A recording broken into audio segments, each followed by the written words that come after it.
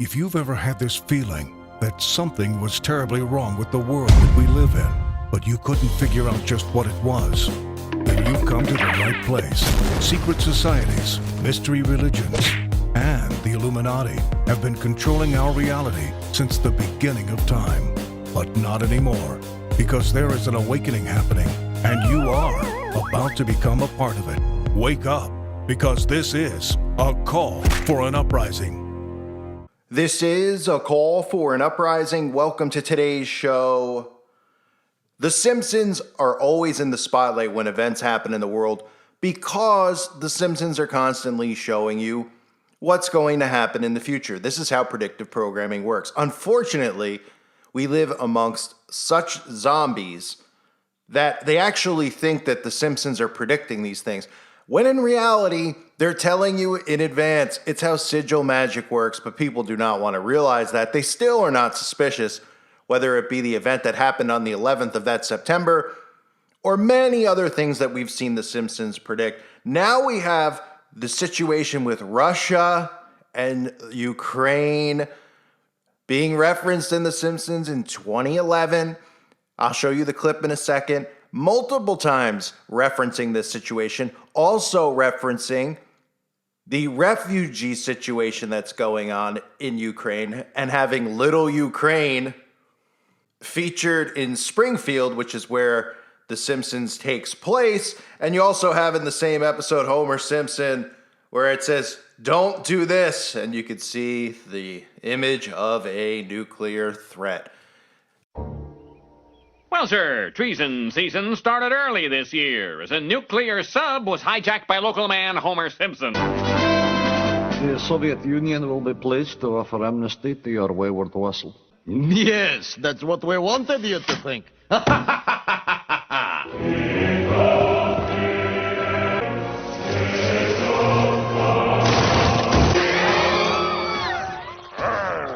Must crush capitalism. Must crush capitalism. I don't know how many times I could say you can't make it up, but you really can. I don't know if it's the fact that we know that they already planned this stuff out in advance. That's why they show us this stuff in programming all the time. It's all planned out.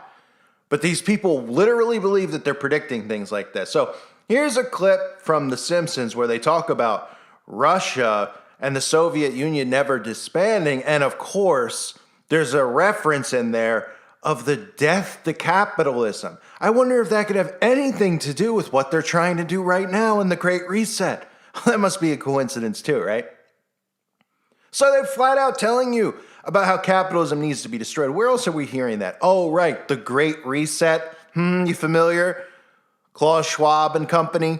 You know, Trudeau, Putin, all your world leaders meeting there talking about how things are never going back to the way they were and how capitalism is a very, very bad thing, right? Because they want equal income. They want everything to be the same while they control and own all the resources. So they need to destroy capitalism. And what a perfect way to do it. Go to war. And instead of, the logical thing would be to do, if this was really going on and wasn't pre-planned, would be to send our troops and other people who are part of NATO, send them over there, intimidate them so they back off and leave. Instead, we allow them to come in. We allow them to do this. And the only way we can threaten them is by cancel culture. Removing McDonald's from Russia, freezing their bank accounts. Sounds like what they're trying to do to other Americans here in America. Pretty crazy, right? New war tactic. Forget the days of Winston Churchill and these other Masons, because they're all the same, same snake, different head. But forget those days. Those were war tactics for then. Now it's about cancel culture, because, that'll be exactly what they need to destroy capitalism. When gas prices get so high that nobody can buy gas, and then they force people into their electric world. That's convenient. When they're starting to marginalize what they're putting in food packages, paying the same amount and giving you less and less. That must be a coincidence. And of course, just flat out telling us not just in movies and TV shows, we have talking heads on TV telling us that capitalism needs to be destroyed, including the people who run our country and run other countries that go and meet at the World Economic Forum. So that must all be coincidental. Now, we always hear about the Simpsons, always, whenever something happens, and then they try to debunk it. Well, it's amazing that they're actually, for once, not trying to debunk it. They're flat out saying they did predict the Ukrainian refugee crisis, right? Newsweek, a number of social media users are claiming that The Simpsons predicted the Ukrainian refugee crisis back in 2011. In the season 23 episode, The Falcon and the Dio Man, 2 moments show that the animated series possibly predicted such a humanitarian crisis involving the country, which is currently seeing millions fleeing after Russia invaded. I just love how they keep using the word predicted. Oh man, these idiots are like, I can't believe it. You just read the comments underneath these video clips. I can't believe they did it again. Oh man, the writers for The Simpsons, they must have went in a time machine, went back and wrote all this stuff in advance. Huh? What? Are you that dumb that you don't realize that this stuff is all planned by people in positions of power, people in Hollywood? I mean, boy, really? Oh, boy. You saw the screenshots that I shared with you. The episode shows the cityscape of a rundown neighborhood in Springfield named Little Ukraine. While later in the episode, a poster of the atomic bomb explosion with the caption, "Don't do this," is shown hanging in a locker. Newsweek can verify these moments do indeed occur in the episodes with the respective timestamps of 1026 and 1702. The episode synopsis reads, Homer tries to befriend the new security guard at the nuclear power plant, who for some unknown reason isn't interested and keeps having flashbacks to his violent past as a government agent. I can't, oh boy. The references to Ukraine and the threat of nuclear war bear an eerie similarity to current events as more than 1.5 million residents of Ukraine have left their homes looking for safe refuge outside its borders, mostly in neighboring places like Poland, Hungary, Romania, Moldova, and Slovakia. The United Nations estimates that their numbers will likely top 4 million over the forthcoming weeks and months. They said at this rate, the situation looks set to become Europe's largest refugee crisis this century. Meanwhile, Vladimir Putin has Russia's strategic nuclear weapons forces on high alert, which has sparked fears of nuclear escalation in the ongoing conflict. Oh, interesting. And isn't Homer Simpson's job, doesn't he work at a nuclear plant? I mean, I'm not very familiar with the show other than the fact that it constantly has predictive programming in it, but I'm pretty sure he works at a nuclear power plant. The Simpsons has a long history, this article says, of predicting world events such as Trump's presidency, Super Bowl champions, and the Ebola outbreak. Oh, man. They're just right on their money. This revelation comes just weeks after The Simpsons showrunner, Al Jean, responded to viewers saying an earlier episode from 1998 predicted the Ukraine-Russian crisis. The episode in question is called Simpson Tide, and it followed Homer joining the U.S. Navy and accidentally firing a sub-captain out of a vessel into Russian waters. This leads to Russia's revealing the Soviet Union never truly dissolved and shows troops descending on straits, the Berlin Wall shooting up from the ground, and Lenin coming back to life out of his coffin. And of course, like you heard saying that about capitalism, they say, very sad to say this was not hard to predict, according to the Simpson creator. He later told the Hollywood Reporter, yeah, was it hard to predict the 11th of that September on that magazine cover? Was that hard to predict too, or is that just sheer coincidence?